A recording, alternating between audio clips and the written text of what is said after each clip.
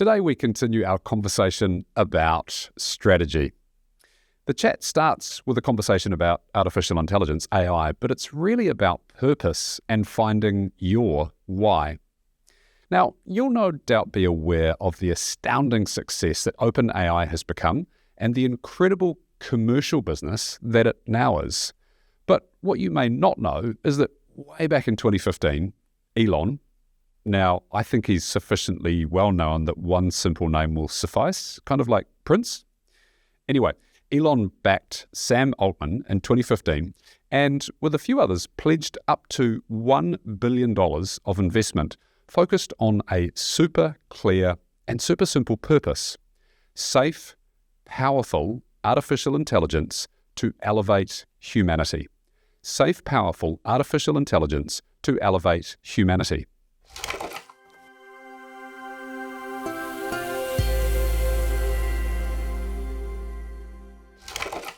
Now, around this time, Google were hoovering up every single bit of talent available globally from research institutions and other venerable organizations. So they were really starting to streak ahead of the crowd when it came to artificial intelligence. OpenAI did not have the resources to compete with Google, so they primarily had a simple pledge: powerful artificial intelligence to elevate humanity. And this was the path they headed down. But when you scratch beneath the surface, you'll realize that their strategy was a little confused. Were they focused on winning games with humans or delivering better maps? Putting that aside, they had a super clear, super simple purpose guiding them forward, and that's what bound everyone together. Then, in 2019, things changed. OpenAI started to get a sense of the scale of opportunity in front of them and began to get dollar signs in their eyes. They shifted from their pure non-profit structure to a profit-making structure and partnered with Microsoft for a $1 billion investment. Consequently, the mission became a little muddier. Critical engineers started leaving, some to join competitors and others to start their own things. And by 2021, key researchers had left to found Anthropic, and then Microsoft committed to another $10 billion in 2023, so by then the shift was complete. Purpose was very clearly replaced by profit. Those who had joined for the mission simply walked away. Hi, it's Josh. Thanks for listening to the show. When founders talk about the dream exit, they're really talking about freedom. Freedom to choose how to use their time and to decide what comes next. As a client of JB Were in New Zealand, I know this is what sets them apart. They help entrepreneurs and leaders turn success into significance. A great exit isn't just about the commas in your bank account. It's about what those commas allow you to create. Two Commas is proudly partnered with JB Were, helping founders by putting their wealth to work for generations. Now, as always, I'm not saying that profit is a bad thing, as we're needed to survive in business. What I'm discussing here is the underlying reason that a company exists.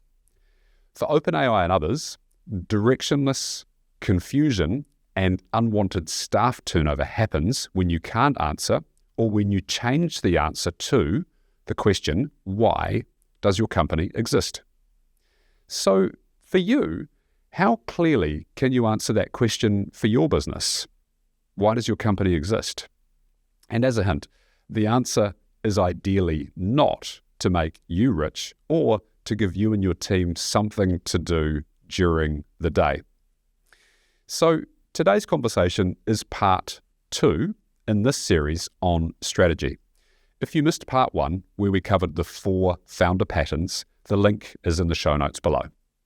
Here's a super quick recap. If you heard it, if you haven't, please do go back and listen. Hopefully, what you'll have taken away from that is that you now know your founder pattern. That will be whether you're a freedom founder, a builder, a scaler, or a steward. And hopefully you've done the work to identify what returns you're optimizing for and what sacrifices you are willing to make. And trust me, I'd suggest that's genuinely valuable work to do. That work will provide you with self-awareness, and I reckon that self-awareness is probably the most underrated skill in business today. In my observation and experience, plenty of people never get any further along than a modicum of understanding of their own self-awareness. But self-awareness without direction is kind of like a monk who's achieved enlightenment. It's really valuable personally. It's super profound, but it's not built for navigating the complex commercial world that we all live in. And in the context of building a company, self-awareness alone does not move you forward. You really need direction. In the last episode, I introduced the concept of a BHAG. Breaking that down, it's the big, hairy, audacious goal, or your North Star. Today, we're going to go deeper into that. What does a BHAG actually look like for your specific pattern? What are the common mistakes that BHAGs fail at? And why does your North Star need to matter beyond just you? Then I'm going to talk about purpose, which will bind this all together for you. So let's start with alignment. Now, I know you're probably sitting there and thinking alignment is a management consultant bullshit bingo. And unfortunately, it does have a bit of a hint of that today. But really at its core, it's about ensuring that there is cohesion, lockstep, and unified intention on what you are trying to achieve and where you are going. Now, if we can't get this alignment in place, then we're simply spinning our wheels, or worse, we're pulling in separate directions. So what I see people missing is that your BHAG isn't just about the destination. It's also about the sacrifices that you're prepared to make to get there, plus the type of meaningful challenge that you are built to embrace. Because fulfillment doesn't come from avoiding hard things, it comes from overcoming the right hard things. I'll say that again. Fulfillment doesn't come from avoiding hard things, it comes from overcoming the right hard things. Angela Duckworth spent years researching what separates high achievers from everyone else. She found that it wasn't talent or intelligence or really good looks. It was grit. Now, grit's the combination of passion and perseverance towards achieving long-term goals. What she discovered that matters for us most is that grit isn't just about working hard. It's about working hard at something that matters to you. So let's go back to my patterns. A freedom founder's grit looks different from a scaler's grit. One finds meaning in building systems that create autonomy, whilst the other finds meaning in relentless growth despite the inevitable personal cost. It's the same quality in behind it, which is grit. It's applied, however, to completely different challenges. So I'd suggest your BHAG should demand the kind of challenge that energizes, not exhausts you. It's the kind where the struggle itself creates fulfillment. Because, trust me, you're going to be grinding on this for a decade or more, especially if you're just at start stage right now. And if the challenge doesn't give you meaning, you'll burn out long before you get there. So what does that actually look like across each of my archetypes? A freedom founder's BHAG might be building a $3 million business that runs profitably without them by 2035. That's the North Star. It's not a maximum revenue number, but it's maximum autonomy. The challenge that energizes the freedom founder is building systems, not managing people. A builder might target $10 million with no outside investors, maintaining 100% ownership whilst keeping the team under 25 people. Substantial scale, but retained control. The challenge that drives them is proving you can grow without giving up ownership. Moving on to a scaler, they might aim for cracking it out of the park and a $50 million revenue number and acquisition by a strategic buyer. They're willing to trade everything for that outcome. The challenge that fuels them is relentless growth and the high-stakes game of building for a huge exit. Lastly, a steward might measure success as creating an institution that generates $20 million in community impact annually by 2045. That's legacy over liquidity. The challenge that matters to them is building something that genuinely outlasts them. It's the same framework, a clear, long-term unifying goal, just with completely different objectives and different sources of meaning. The mistake here is adopting someone else's BHAG because it sounds impressive. A freedom founder with a scalar's goal is heading for misery. A scalar with a freedom founder's goal ends up being bored, and a steward chasing an exit misses the point entirely. Your BHAG or North Star must align with your pattern, or you'll build the wrong business. So I've seen BHAGs fail for really kind of 4 different reasons. The first is it's too vague. For example, be the leading provider in our space. It tells you nothing. Leading by what measure? Which space exactly? By when? Vague goals create vague strategies. I've seen the draft of a BHAG, an example being, become the most trusted brand in professional services. Trusted by whom? Measured how? In which geography? And what is the time frame? Or what types of services? The questions go on and on and on. Vague goals create vague strategies. You can't make decisions when your North Star is that fuzzy. Second, the BHAG is too tactical. For example, hit $10 million. It's probably a great milestone for revenue, but it's not a North Star. Revenue is an output, not a vision. What impact are you building toward that $10 million enables? What would be the consequence of hitting this exalted number? Now, by the way, only 1% of companies ever achieve more than $10 million of revenue, thus me calling it exalted. Now, early on in my very first business, I personally fell into this trap, thinking that a revenue number would be something to inspire the team. Now, they did care about the incentive that was attached to that revenue number, and they cared about the impact that we were focused on, but the revenue, to them, that was simply a marker of our success. The third BHAG mistake, it's too generic. It's been copied from someone else's BHAG because it worked for them. Their pattern isn't your pattern, and their sacrifices are not your sacrifices. Generic BHAGs don't survive contact with specific reality. You probably know how Rod Drury built Xero to be beautiful accounting software that would replace crusty old desktop-based MYOB and Sage globally. It's a convoluted version of the BHAG. So you might think, I'll build beautiful disruptive software for my industry too. But then you think, I want to retain complete control and ownership of that business. But Rod's pattern was a scalar. He had co-founders, he raised hundreds of millions of dollars, he took Xero public, was willing to run at a loss for years and years to grab market share. And if you're a builder or a freedom founder trying to copy that playbook, you'll run out of runway or burn out long before you get there. Rod's BHAG worked for his pattern and his willingness to sacrifice. It may not work for yours. Fourth and last, it's never communicated properly or regularly enough. So the BHAG typically gets born in a workshop. Everyone gets excited. It's on a whiteboard. There's photos taken of it. And then it gets forgotten about or buried by Monday. 3 months later, CEO asks management team, what's our BHAG? And they can't remember.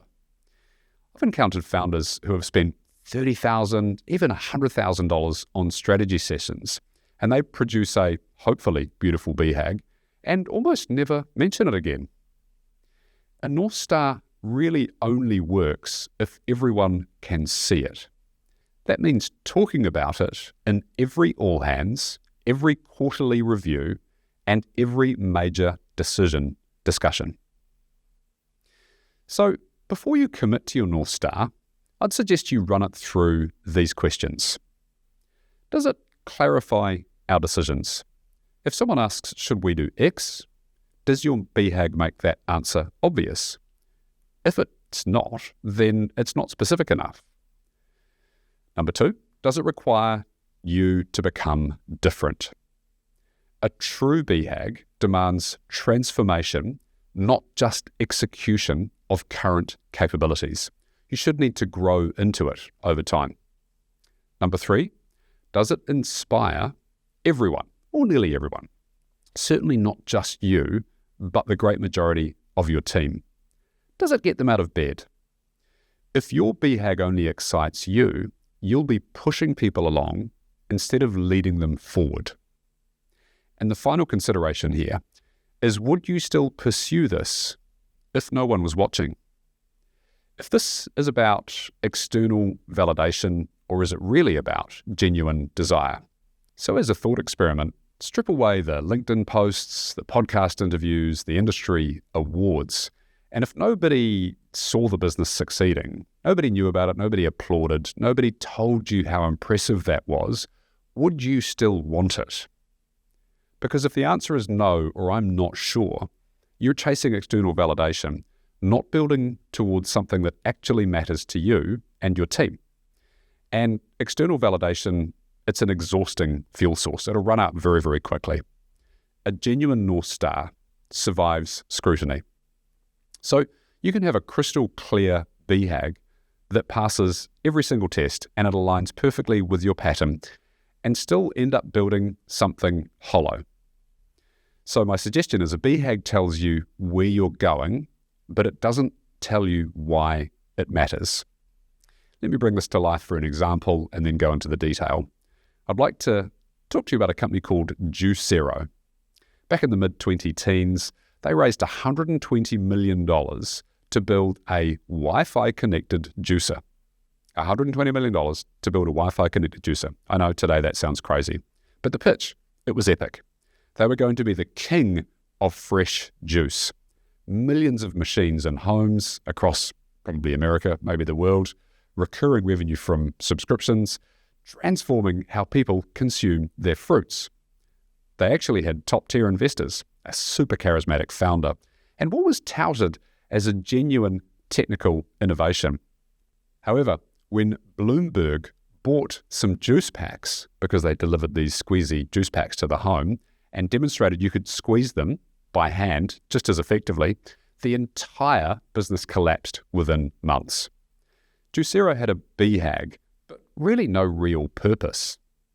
So when you ask, why does this matter? Why should anyone actually care? And there's no good answer. Especially in the case of Juicero, nobody needed an $800 Wi-Fi connected machine to solve a problem that didn't exist. So I think without purpose, even the most ambitious goal is just kind of theatre. I'll give you another example, a short one this time. Quibi. Jeffrey Katzenberg and Meg Whitman, massive names in entertainment and technology, raised $1.75 billion in April 2020 to launch a mobile-only streaming service with 10-minute episodes. You may have heard of this. $1.75 billion in April 2020. 6 months later, October, they'd shut down. They were gone. They had a huge BHAG, famous founders, enormous capital, and no real purpose, plus also no validated demand in their market. Their thesis was, people want premium short-form content on their phones. As we know now, it turns out that they didn't. This is another ambitious goal with a super hollow why. So, as I've mentioned, your BHAG tells you where you're going, and the last step is, why does that even matter, which is your purpose. Now, it's not just why it matters to you. You're the founder, you're financially motivated to care, and you've convinced yourself that this genuinely matters. But why should your team sacrifice their evenings and weekends? Why should they leave safe, secure employment elsewhere to help you pursue this objective? Why should your customers choose you over the myriad of alternatives? And at its core, why should this company actually exist at all? On the surface, these questions may seem simple, and they probably are, but yes, they're also not easy. It's that simple but not easy paradox. Simon Sinek says, people don't buy what you do, they buy why you do it. And a great purpose works the same internally. It connects your as the founder, personal motivation to your long-term objective, and then gives your team a reason to sacrifice beyond just a paycheck. When the purpose is genuinely clear, hiring becomes substantially easier because people want to be part of something that matters beyond that paycheck. Retention improves because money keeps people fed and comfortable, but purpose keeps them engaged. Strategic decisions sharpen because does this serve our purpose becomes a far more useful filter than does this make money. So without purpose, your BHAG is just a number on a presentation slide or sitting on a plaque in the office. However, with a great purpose, that BHAG number means something. Mark Twain said, "The two most important days in your life are the day that you are born and then the day that you find out why." This same principle applies to companies. Businesses regularly can articulate what they do, but many understand how they can do it differently. Very few have a genuine answer into why they exist beyond generating returns.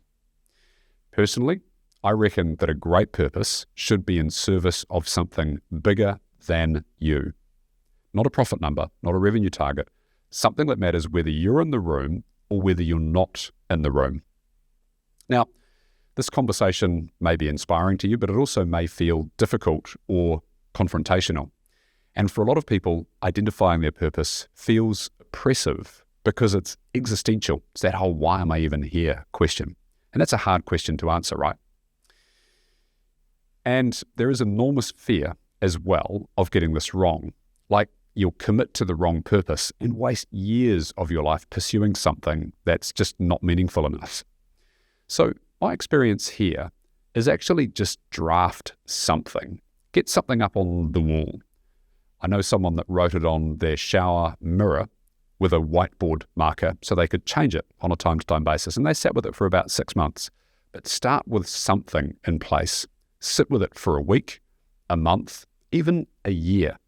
Let it evolve. Let it sink in. You're not carving it in stone.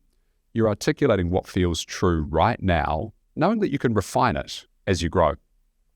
One of the traps people fall into is waiting for the perfect purpose. Now that will kill your growth faster than launching with an imperfect one.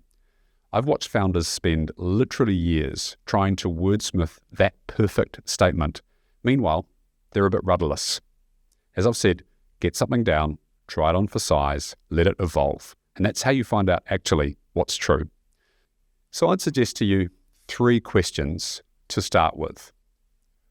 This is a 3-part one. The first one, what do we do, for whom, so that they can achieve which outcome? It's the first question.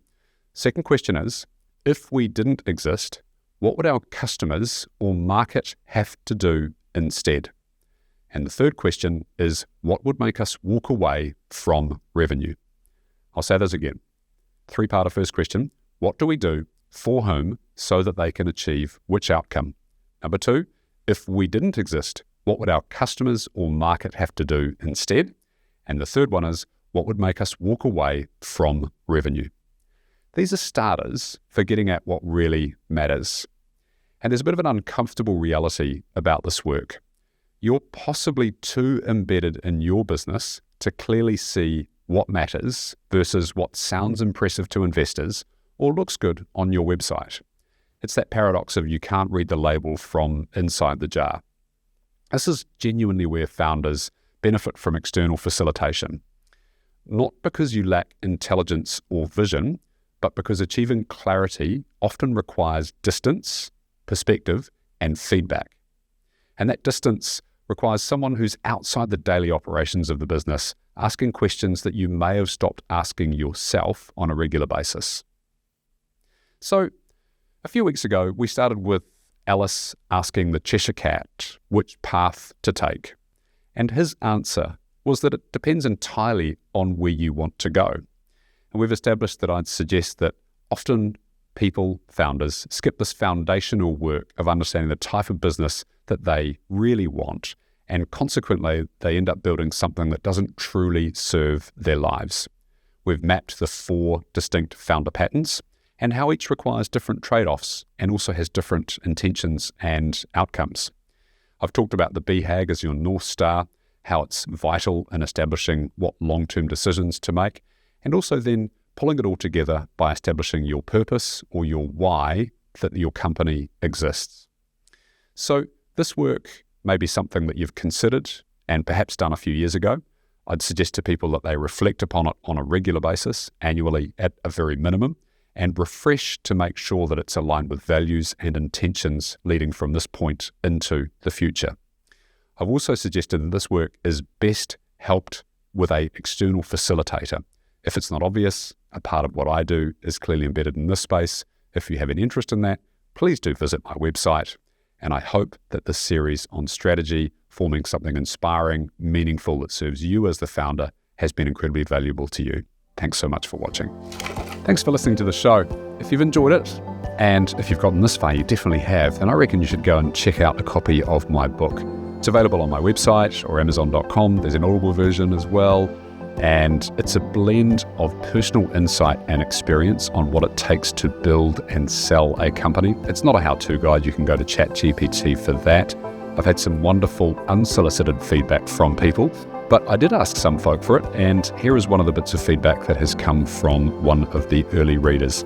Josh has created something rare, a guide that's both deeply practical and genuinely wise. His writing is punchy, clear, and feels like sitting across the table from someone who's been through it all and knows exactly what you need to hear. This is the resource every founder needs when facing the biggest decision of their professional life. Honest, actionable, and completely grounded in reality. That's from Susie McAlpine, who is herself a best-selling author and a speaker and business advisor. Please go check out a copy available on the website. Thanks for listening.